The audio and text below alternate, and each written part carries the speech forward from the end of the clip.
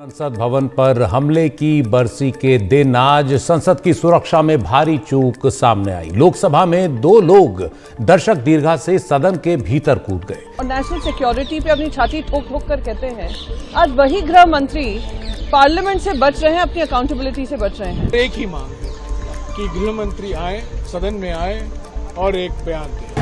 श्री वी.एम. कथिर आनंद। अभी की सबसे बड़ी खबर जो है संसद भवन से आ रही है। लोकसभा के 49 और सांसदों को सस्पेंड कर दिया गया है। इस सत्र में अब तक 141 सांसद जो है सस्पेंड हो चुके हैं। अब तक लोकसभा के 95 और राज्यसभा के 46 सांसद सस्पेंड किए गए हैं। अगर खुदा न खास्ता ये RDX होता तो शायद आधे से सांसद इस वक्त दुनिया में नहीं होते। 1 घंटे के बाद पार्लियामेंट फिर शुरू कर दी। आपने ये तक नहीं एनालिसिस करा कि जो गैस है पार्लियामेंट के अंदर ये टॉक्सिक है या नहीं है। सुबह ही हमने उन लोगों को श्रद्धांजलि दी थी जो पिछले अटैक में मारे गए थे, शहीद हुए थे। देखिए, हम तो सिर्फ ये चाहते थे कि गृह मंत्री जी आए और इसके ऊपर अपना बयान दें। नमस्कार, मैं अवधेश कुमार और मेरे साथ हैं आज मुरादाबाद से लोकसभा सांसद ST हसन साहब। तो ST हसन साहब, सबसे पहला मेरा सवाल आपसे ये है कि ये शुरुआत 14 दिसंबर को हुई जब 13 लोकसभा के और 1 राज्यसभा के सांसद को निलंबित कर दिया गया। उसके बाद ये सिलसिला बढ़ता चला गया और आज ये संख्या 143। तो ये संख्या इतनी बढ़ गई है, तो एक तो इसके पीछे क्या वजह है? क्योंकि आपकी जो डिमांड्स थी वो ये था कि सदन में आकर एक तो जो गृह मंत्री साहब है अमित शाह, वो आकर इस पर बयान दे जो सुरक्षा में चूक हुई थी, और दूसरा ये था कि इस पर कार्रवाई हो। देखिए, देश के सर्वोच्च पंचायत में एक इतना बड़ा वाकया हो गया। 2 आतंकवादी अंदर घुस गए, मैं तो आतंकवादी कहूँगा, और हमारे सांसदों ने हिम्मत करके उन्हें पकड़ा। एक आतंकवादी तो उसी जगह पे उसने वो अपना धुआं सा निकालने लगा, दूसरा मेज़ों पे कूदता हुआ आगे आया, वहाँ पे उसने अपना जूता निकाला और उसके अंदर से वो चीज़ निकाली और धुआं शुरू कर दिया। हम ये जानते हैं अगर ये जो बारूद धुएं का था, अगर खुदा न खास्ता ये RDX होता तो शायद आधे से सांसद इस वक्त दुनिया में नहीं होते। इतना बड़ा वाकया हो गया और उसको डिफ्यूज करने की कोशिश की गई। 1 घंटे के बाद पार्लियामेंट फिर शुरू कर दी। आपने ये तक नहीं एनालिसिस करा कि ये जो गैस है पार्लियामेंट के अंदर ये टॉक्सिक है या नहीं है। आपको मुद्दे को डिफ्यूज करना था, नहीं हो पाया। मीडिया के लोगों ने, सब लोगों ने अपनी आंखों से देखा, हमने देखा। तब क्या तरकीब थी डिफ्यूज करने की? अब इन्होंने सांसदों को निलंबित करना शुरू कर दिया। अरे, अध्यक्ष तो हमारा गार्जियन होता है, संरक्षक होता है, लेकिन अध्यक्ष जी ने भी एक क्लास टीचर की तरह काम करा और हेडमास्टर से जो आदेश मिल रहे थे वो कर रहे थे। हमें उनसे ऐसी उम्मीद नहीं थी। हमारे बड़े अच्छे संबंध सभी लोगों से उनके। तो क्या मांग थी आपकी जब ये इस तरह शुरुआत हुई इसकी? देखिए, हम तो सिर्फ ये चाहते थे कि गृह मंत्री जी आए और इसके ऊपर अपना बयान दें, जो भी है, जो भी उनके पास फैक्ट्स हैं, और हमसे कम से कम आके यही कह रहे थे कि हम इसकी इंक्वायरी कर रहे हैं, इसके पीछे जो लोग हैं या ये हैं, हम किसी को बख्शेंगे नहीं, और जो भी इंक्वायरी की रिपोर्ट्स होंगी वो हम आपको आके बताएंगे। यही काफ़ी था। लेकिन एक जिद, एक अना का मसला बना लिया। जब भी हम कहते हैं आके बोल दिया, अगर आते बाहर भी तो बोल रहे थे, पार्लियामेंट में आके अगर कह देते तो पार्लियामेंट क्यों नहीं चलती, क्यों प्रोटेस्ट होता? लेकिन हमने हमेशा ये देखा, चाहे मणिपुर के मामले में हो, चाहे ये मामला हो, उधर उस वक्त प्रधानमंत्री जी नहीं आए। अच्छा, अभी उस समय पर आप थे अंदर, तो जब ये इस तरह का वाकया हुआ तो उस समय कैसे हालात थे, अगर थोड़ा बता पाएं तो? देखिए, हम सब लोग पैनिकी हो गए। सुबह ही हमने उन लोगों को श्रद्धांजलि दी थी जो पिछले अटैक में मारे गए थे, शहीद हुए थे। उनको देखने के बाद हमें लगा कि आज फिर आतंकवादी घुस आए। ये थ्रेट पहले से मालूम था, गृह मंत्रालय को मालूम था, क्योंकि एक शख्स है कनाडा में, उसने धमकी दी थी कि हम 13 दिसंबर को हम फिर वही अटैक करेंगे, लेकिन हथियार नहीं होंगे। पन्नू की बात कर रहे हैं आप? हाँ, ये मालूम होते हुए भी सिक्योरिटी लैप्स हो गया। ये कौन सी सिक्योरिटी, कौन सी नाकारा सरकार है? क्या अपने सांसदों की भी सिक्योरिटी नहीं कर सकते हैं? तो हम तो ये चाहते थे गृह मंत्री जी आए, बताएं, सारा विपक्ष गृह मंत्री जी के साथ होता कि आप जो भी एक्शन लें सब उनके साथ होते, लेकिन सख्त एक्शन लिए। अभी सर आप मीटिंग आपकी समाप्त हुई अभी विपक्षी सांसदों की, जैसा मुझे पता चला, तो उस मीटिंग में क्या फैसला लिया गया है, आगे की क्या रणनीति है? देखिए, उस मीटिंग का हम क्लियरली तो आपको नहीं बता सकते अभी, लेकिन हमारी रणनीति जो भी है, अब ये पार्लियामेंट में जो कुछ भी हो रहा है, इतने सांसदों को निकाल दिया गया और बिल पास कर रहे हैं अपने हिसाब से। उन बिलों के अंदर बहुत सी चीज़ें ऑब्जेक्शनेबल हैं, कोई डिस्कशन अपोजिशन की तरफ से नहीं है, जो लोग वहाँ बैठे हैं वो उन्हीं के एलाइज हैं।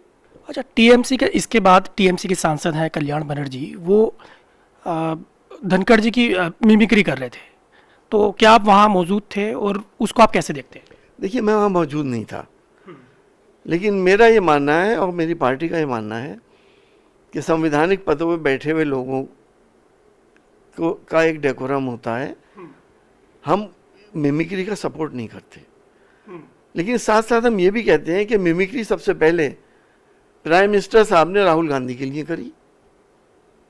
प्राइम मिनिस्टर साहब ने क्या नहीं कहा सोनिया गांधी जी को, राहुल जी को, इटली से लेके और पता नहीं कौन कौन से उन्होंने लक़ब दिए थे। मिमिक्री के अलावा क्या कार्टून्स नहीं बनते हैं? हर देश के प्रेसिडेंट के ही बनते हैं, प्राइम मिनिस्टर के ही बनते हैं, वो तो ऑब्जेक्शन नहीं करते। इतना बड़ा मसला है नहीं है। आज भी ओ माई गॉड के नाम से आपने देखा टीवी पे चलता है, उस पे भी ऑब्जेक्शन कर लें। कभी प्रधानमंत्री ने आज तक ऑब्जेक्शन नहीं किया, प्रधानमंत्री जी ने भी नहीं करा, क्योंकि ये मामला ऐसा हो गया कि तो ये आतंकी घटना को छुपाने के लिए, उसको डिफ्यूज करने के लिए इन्होंने अब इसको इशू को उठा लिया और हमारे सारे चैनल अब उसी का ढोल बजा रहे हैं। भूल गए वो क्या हुआ था पार्लियामेंट में। तो ये बड़ी चालाकी से सबको डाइवर्ट कर लेते हैं, कुछ जान के होते हैं, कुछ अनजाने में हो जाते हैं। हाल ही में 5 राज्यों का विधानसभा चुनाव निपटा है और इसमें जब मध्य प्रदेश में आपने सीटों की डिमांड की थी, मेरे ख्याल में 4 सीट आपने मांगी थी जो वहाँ की कांग्रेस पार्टी से। उसके बाद कमलनाथ ने कहा कि ये कौन अखिलेश वखिलेश, तो क्या जो उस समय थोड़ा सा जो बयानबाजी हुई थी और जो आपके बीच में और दूरियां बढ़ी थी, क्या वो सब गिले शिकवे दूर हो गए हैं? देखिए, रात गई बात गई, ये मत उखाड़ोगे क्या हुआ था क्या नहीं हुआ था। अखिलेश जी और राहुल जी की केमिस्ट्री बहुत मिलती है। हमें देश को बचाना है, हमें संविधान को बचाना है, बड़ा लक्ष्य हमारे सामने है। उस छोटी मोटी बातें उस लक्ष्य में बाधा नहीं बनती। अच्छा, मायावती जी को लेकर बड़ा वो है कि कुछ बार बार खबरें आती हैं कि लोग चाहते हैं कि वो गठबंधन में जो इंडिया अलायंस आपका उसमें शामिल हो जाएं, और जैसे आज मैं बयान सुन रहा था प्रोफेसर राम गोपाल जी का कि उन्होंने ऐसा कहा कि अगर मायावती इस गठबंधन में अगर अब शामिल होती तो हम अलग हो जाएंगे। तो देखिए, उन्होंने तो पहले ही मना कर रखा मायावती जी ने कि हम शामिल नहीं होंगे, हम अकेले चुनाव लड़ेंगे। और उनकी स्ट्रेटेजी तो बीजेपी को जिताने के लिए होती ही है, पूरे देश को मालूम है। तो गठबंधन में उनको ना तो कोई बात कर रहा, ना ही कोई लेना चाहता। खड़गे जी ने का भी ये बयान हमने पढ़ा है कि उन्होंने कहा हम तो किस पे विचार ही नहीं कर रहे हैं, ये तो मीडिया की खबरें हैं। जब विचार नहीं कर रहे तो बात कैसी। और मायावती जी गठबंधन में आना भी नहीं चाहती, और फिर गठबंधन में क्यों लें? उत्तर प्रदेश की असेंबली में 1 MLA और पार्लियामेंट के अंदर, क्योंकि हमसे गठबंधन हुआ था तो 0 से 10 हो गए थे, हमारे वही 5 के 5 रहे। तो जिससे हमें अंदाज हुआ कि उन्होंने अपने वोट को हमारी तरफ शिफ्ट नहीं करा। हम ठोकर खाने के बाद फिर ठोकर खाएं, ये नहीं हो सकता। अच्छा, बात चल रही थी कि खड़गे जी का नाम जो है वो एज ए प्राइम मिनिस्टर के तौर पे आप लोग सब आगे रख रहे हैं कि वो इस गठबंधन का नेतृत्व करेंगे और सरकार बनेगी तो उनको प्रधानमंत्री के तौर पे देखा जाएगा। क्या ऐसी कुछ बातें हुई हैं? इसके बारे में मुझे पता नहीं, मैंने सिर्फ अखबारों में और चैनलों पे सुना है खड़गे जी का नाम, लेकिन खड़गे जी ने तो खुद ही कह दिया ये तो पोस्ट इलेक्शन तय होगा कि कौन बनेगा। अच्छा, आप एबीपी का कुछ वाकया भी बता रहे थे मुझे कि एबीपी ने आपके साथ कोई प्रोग्राम शूट किया एक होटल में, अगर उसे थोड़ा सा बता पाएँ। देखिए, उन्होंने कहा था कि हम एक प्रोग्राम लाइव करना चाह रहे हैं आपका। एक होटल में बुलाया गया, हम और घनश्याम यादव जी बीएसपी के, हम दोनों उनके मेहमान थे।